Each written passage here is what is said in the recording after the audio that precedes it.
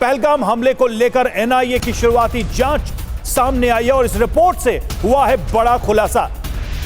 पाकिस्तानी आतंकी संगठन लश्कर आईएसआई और पाक आर्मी की साजिश के सबूत मिले हैं। जांच में सामने आया कि आतंकियों ने हथियार बेताब घाटी में छिपाए थे।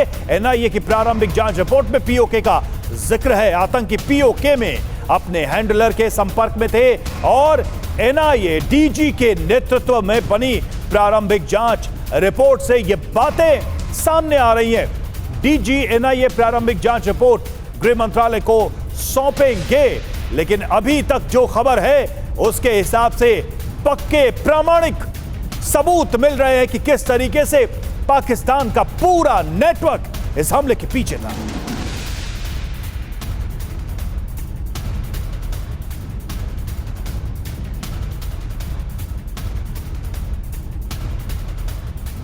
और देखिए, प्रारंभिक जांच रिपोर्ट में हमले में शामिल 2 आतंकी हाशमी मूसा और अली भाई और तलहा भाई का जिक्र है। हाशिम मूसा और तलहा भाई पाकिस्तान के नागरिक बताए जा रहे हैं और आईएसआई के इशारे पर लश्कर के हेडक्वार्टर में साजिश रची गई थी। पाकिस्तान से दिशा निर्देश मिल रहे थे। आतंकी पाक हैंडलर्स के संपर्क में थे।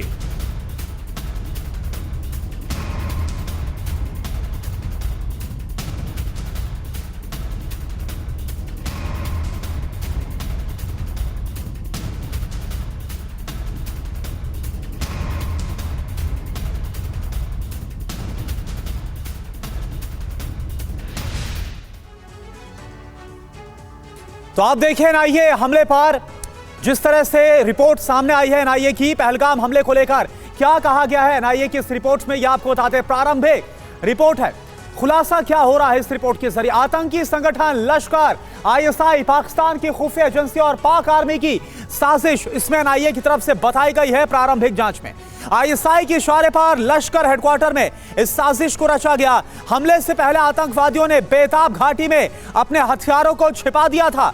पाक अधिकृत कश्मीर यानी पीओके में बैठे हैंडलर से मिल रहा था निर्देश। 2 पाकिस्तानी आतंकी हाशमी मूसा और तलहा का भी जिक्र एनआईए की तरफ से प्रारंभिक रिपोर्ट में किया गया है। प्रारंभिक जांच रिपोर्ट में ओवरग्राउंड वर्कर्स यानी ओजीडब्ल्यू की भूमिका का जिक्र भी एनआईए ने किया है। ओवरग्राउंड वर्कर्स के कॉन्टैक्ट की लिस्ट को बाकायदा तैयार किया गया और सिर्फ इतना ही नहीं, 150 लोगों के बयान दर्ज किए गए हैं। प्रशासनिक कार्रवाई की जो तैयारी है वो की जा रही है। डीजी के नेतृत्व में एनआईए ने तैयार की है शुरुआती रिपोर्ट। एफएसएल से खाली कारतूसों की रिपोर्ट आना इस वक्त बाकी है।